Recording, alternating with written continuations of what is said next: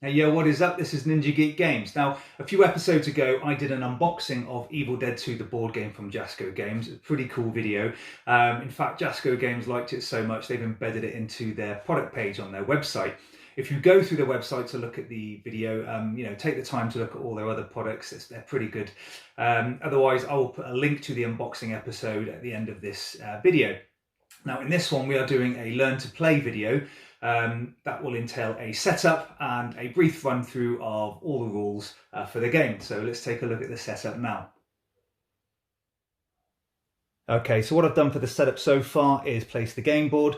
These are some of the tokens that will be used in the game. So we have the traps, wounds, that's the first player token. Here are some tokens that will replace some of these tokens once revealed. So there's no additional rules for them. They just look a lot cooler on the game board, and you can get those from the expansion pack. Over here are all the miniatures in the game. Now, we're not going to be using all of these because only some of the bosses will turn up. But at the top we have the bosses. These are the Deadite minions, and here's the characters with their Deadite forms. I just wanted to show you that all the miniatures that are available in the game, and there are loads of them. These are the tokens that will be used in the game. Now, as for the game board, it shows the cabin at the top here where the pages are placed depending on if you are a human or a Deadite player. And the aim of the game is to try and add a number of pages to one side or the other, depending if you're human or Deadite, and seal the portal or essentially summon the demons. There are areas that you can move through. These here are where Deadites and bosses are spawned, and these areas here are where tokens are placed at the start of the game. You need to select the number of Necronomicon pages based on player count. We've got 3 players in the game, so we select 11 pages and we mix them up with all the rest of the tokens. The remaining 6 pages are discarded back to the box and we won't use them. Once they're all mixed up here, we'll then select the tokens and place them with the correct number on the board. Now, some of these have prerequisites for the number of players, so we'll ignore anything that says 4, 5 and 6.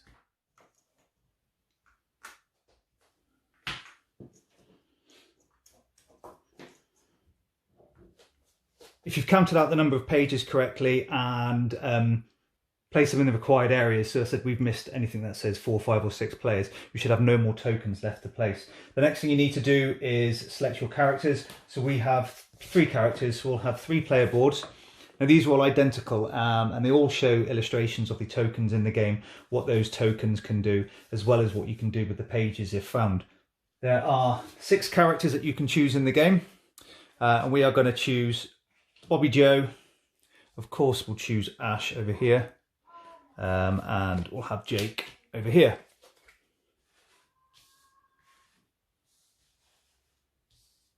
Then you'll select the character, and I'll take the Deadite form of each character as well.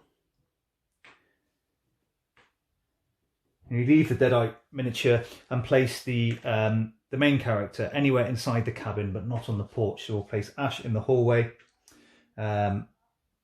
Bobby Joe can go in the sitting room, and we'll have Jake start on the cellar trapdoor.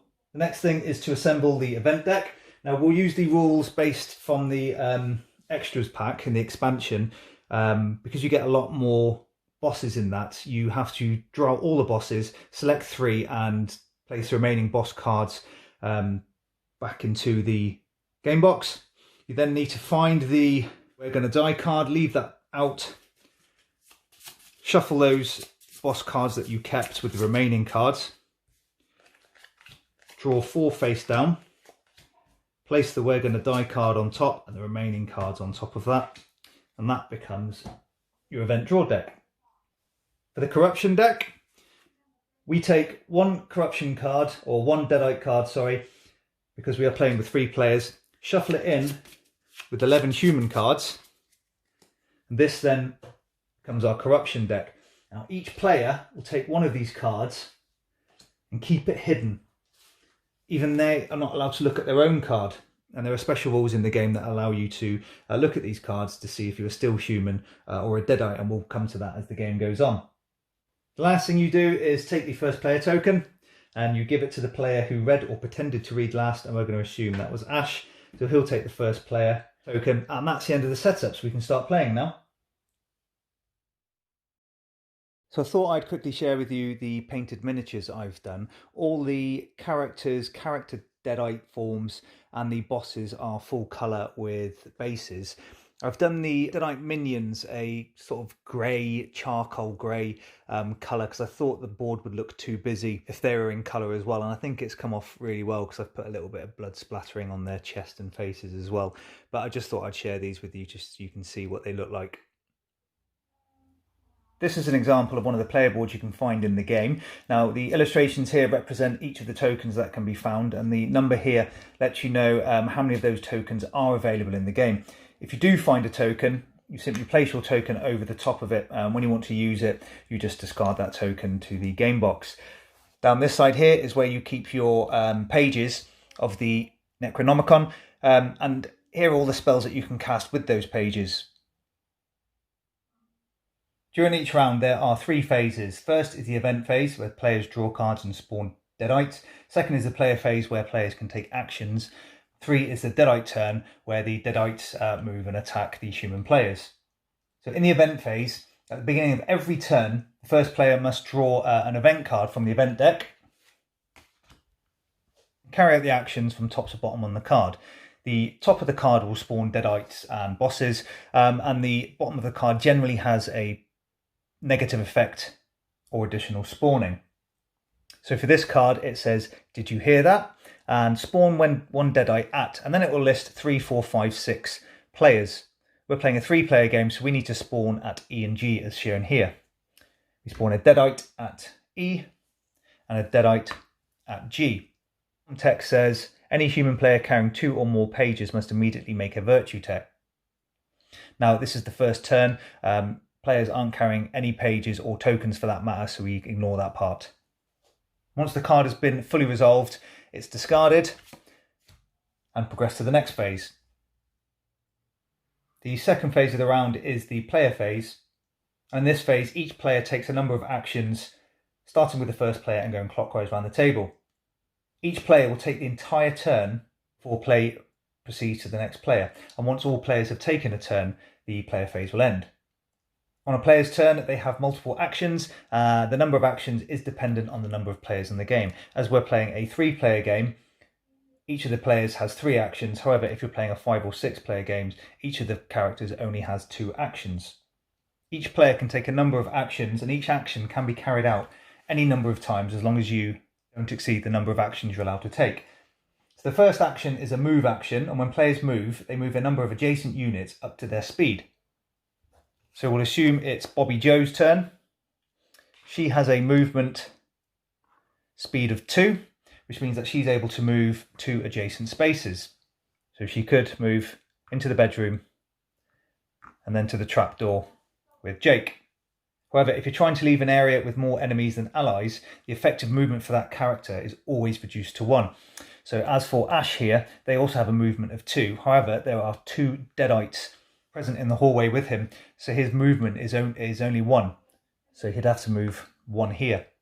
However, for another action, they can choose move again and he'll have his full movement of 2. Another example, if Jake was moving, they have a speed of 2 as well. There's 1 Deadite but 2 allies, which means Jake is able to use his full movement of 2. Characters are allowed to move to adjacent areas through a window. However, it does cost all of their remaining movement. So Ash has a movement of 2.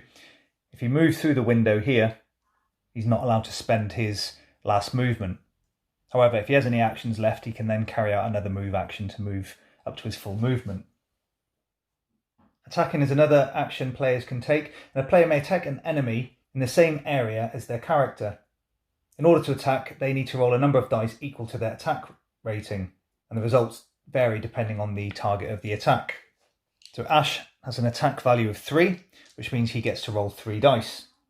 As he only has 1 Deadite minion in his area, he only needs to roll 1 success. And he's rolled a chainsaw, which is a success, which means this Deadite minion is dead. Again. Now, when attacking, if you roll a number of successes and failures that are equal, so had Ash rolled 1 failure and 1 success, he needs to make 1 virtue check, and we'll look at virtue checks later. However, if he was unlucky enough to roll more failure results than successes. He would still kill the Deadite minion, but he'd have to take 1 wound and also make a virtue check as well. And when suffering a wound, you place a wound token on your player board. So for Bobby Joe, her attack value is only 2. She has 3 minions in her area. She's rolled 2 successes, which means 2 of the Deadites are dead. Again. Now, in order to find pages of the Necronomicon, players need to scavenge areas in the woods and the cabin to reveal tokens that are in their area. When they take a scavenge action, they pick up all the tokens in that area, look at them, and keep 1. So Ash is going to scavenge here. There are 3 tokens. There are some shotgun shells, holy water, and the third, some wooden spikes. Ash decides to take the wooden spikes, places them on their character board, and turns the others face down. Now, as this is an hidden agenda game, where players can be Deadites and they don't have to reveal that, Ash can decide to tell the rest of the players what he's found or lie about it. Players can also trade with any other player in the same area. During a trade, a player can take any number of tokens from a player or give them any number of their tokens. However, both players have to agree on the trade, but it can be just one player gifting tokens to another player. So here, Jake and Bobby Joe are in the same area. Bobby Joe kindly decides to pass on some cooked chicken to Jake. Jake will take this and place it on their player board. Players can also cast spells. And once players have acquired a certain number of pages of the Necronomicon, they can attempt to use them to cast these spells. There are a variety of spells that can be cast, such as speed boost, identifying a human player as a Deadite, and also trying to seal the portal if you're a human player. To seal the portal, a player must be in the portal area, as Ash is here, and they can place any or all of their pages onto the correct side of the portal track. So we'll assume Ash had 2 of the pages and he wishes to spend them, and he places them on the 3 player and works his way down till we can seal the portal to win the game. However, doing that means that those pages are now not available to cast any spells. The last action a player can do is to remove a barrier token. Barrier tokens are placed by spending tokens that are found during the game and block movement of players and certain Deadites. However, Bobby Joe has decided that she wants to make her way into the kitchen, so as an action she can remove the barrier and then spend another action to move. The last thing players can do are use one of the tokens on their player board. Now, using a token doesn't cost any action, so they can use as many tokens as they wish. In most cases, the tokens return to the game box after being used and gaining the effect. And there are a variety of actions. For instance, if you pick up barricade tokens, you can place a barrier over a doorway or window adjacent to your border. You can discard shotgun shells to attack your current area, ignoring the neutral or failure results, which means that you won't get a wound or have to take a virtue check, as well as discarding wooden spikes to place a trap token, for example. Once all players have taken all of their actions, the player phase ends and the Deadite turn phase begins. First thing that happens is all Deadite minions move, then all Deadite bosses move, and then they all attack if able. If a Deadite is already in an area with a character, they don't move. So here Ash has 2 Deadite minions in his area, so those 2 Deadites don't move. Otherwise, all Deadite minions will move one area towards the nearest character, following the shortest path. So these 2 will move here. This one will move into the hallway, and so will this one. If there are any barrier tokens in play, Deadite minions and bosses can't move through these. And if the target character mini is on the other side of the barricade, the Deadites just move up to the barrier and remain there until another character becomes the target or the barrier is removed. So this means you can actually funnel Deadite minions through a barrier. If a Deadite minion tries to pass through a window, only one of the minions can pass through each turn. If multiple Deadite minions would try to move through the window, only one moves through and the remaining Deadites wait on the other side. So in this example here, we have 3 minions at a window. One moves through, the The other two just remain there, just pawing at the window until they're able to move inside. After all Deadites have moved, we then need to check to see if any are in the same area as a character, and if they are, they'll attack that character. Each player rolls a number of cursed dice equal to the number of Deadite minions in their area. So here, Bobby Joe has 2 minions in her area, so she'll roll 2 dice. If she rolls a success symbol, she fights them off. If she rolls a neutral blank symbol, she drops 1 page, if possible, and has to make a virtue check. If she rolls a failure symbol, she takes 1 wound for each symbol. She also drops 1 page if possible and has to make a virtue check. So for this example, she rolled 2 neutral, so she has to drop a page and make a virtue check. However, regardless of how many minions attack, she would only ever make 1 virtue check. Also, Jake is in the same area. He has to roll. He rolls 2 successes. He's able to fight them both off. However, if there are more than 3 Deadite minions in your area, each extra Deadite minion automatically inflicts 1 wound. So here, Ash has 4 minions in his area. So he automatically takes 1 wound onto his player board and still has to roll 3 cursed dice for the remaining 3. So in this example, what do you know? He fights every single one of them off. Of course he does, it's Ash. After all Deadites have made any attacks they can, round ends and you begin a new round by drawing an event card. Now the corruption deck represents dark forces trying to take over the good people. When a player makes any virtue check, the result might be they have to draw a card from the corruption deck. To make a virtue check, the character has to roll a number of cursed dice equal to their virtue value, which is located on their character card, and count the number of successes. And the number of successes that the character needs depends on the action causing them to make a virtue check. If a Deadite successfully attacks you, you need to gain 1 success. If you're casting the Bend Time spell, you need to have 3 successes. If you fail the virtue check, you have to draw an additional corruption card. Once you gain your second corruption card, or when you pick up a Necronomicon page, you are then allowed to look at any corruption cards in your hand. And there are 2 types of corruption cards in the deck, human and Deadite. If you have 1 or more Deadite cards, you become a Deadite. It doesn't matter how many corruption cards you have, it only matters that at least one of them say Deadite. If you gain multiple Deadite cards, you're still just a single Deadite, you're just really, really corrupt. However, in most cases, only you are allowed to look at your own corruption cards. And if it shows a Deadite card, you are now a Deadite, but your identity is not immediately revealed. You can still take actions like a normal human, and play continues normally until your card is revealed. If someone casts the Identify Deadite spell, they may know you're a Deadite, but that actually doesn't count as like revealing you. After all, they could be lying, and you have to try and convince the other players that you're not Deadite, or that they are.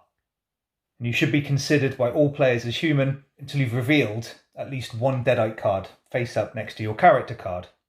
And as mentioned before, when you are a Deadite, your goal changes and you need to use the pages to summon the demons rather than seal the portal.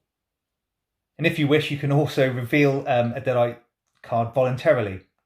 Now, as a Deadite player, you can attack another player, cast a spell, choose to have Deadites ignore you, or choose to have card effects ignore you as well.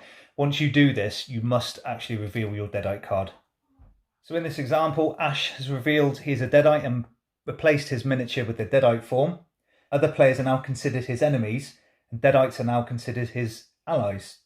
And that means that Ash cannot move freely through other players' areas, but can move through Deadite areas. Deadite minions ignore him, and Ash cannot gain any more corruption cards. If Ash decides to attack Jake in this example, any successes means Ash can take 1 item per success or inflict a wound. If you end up taking wounds equal to the number of wounds on your character card, you need to remove your character from the board, put any items they were carrying face down in the area where the mini was, and have to reveal one of their corruption cards. On the next turn, human players place their character back on the board and removed any wound tokens, and have to place their character in the cabin. If they're a Deadite player, they place their character on any Deadite spawn area, but that Deadite player is unable to take any actions that turn.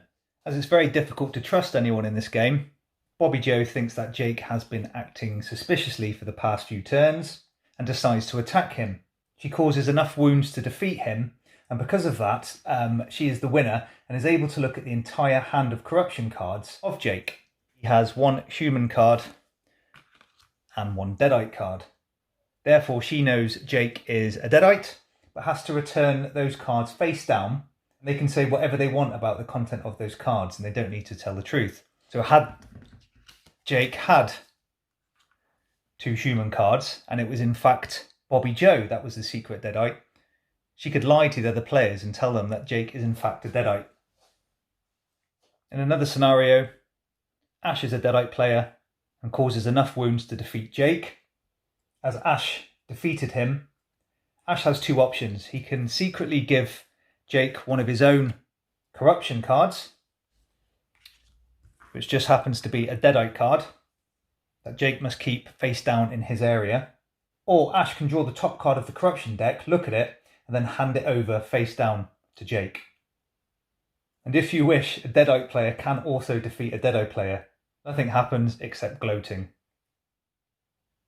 During the game, at some point, you'll come across the Deadite bosses, which are much stronger and more powerful than the minions. Each of them has special rules to follow that we placed on boss cards, or if you have the expansion, they are in the Extras Packs rulebook. And these include Henrietta, the Killer Tree, the Hand, there's Rotten Apple Head, and the Extras Pack includes Gooseneck Henrietta, Rabid Squirrels and Possessed Deers. I won't go into all the rules for these, you can find those in the rulebook because there are too many, but each of those bosses has special abilities, certain way it attacks, moves around the game board. So in most cases the game can end in a number of ways, whether the event deck or the corruption deck are empty, or whether a human or Deadite player is able to fill their track and place the last page of the Necronomicon. So in this scenario, Ash decides to place the last page, but I'll leave you to decide whether he's a Deadite or not, and seals or summons the demons.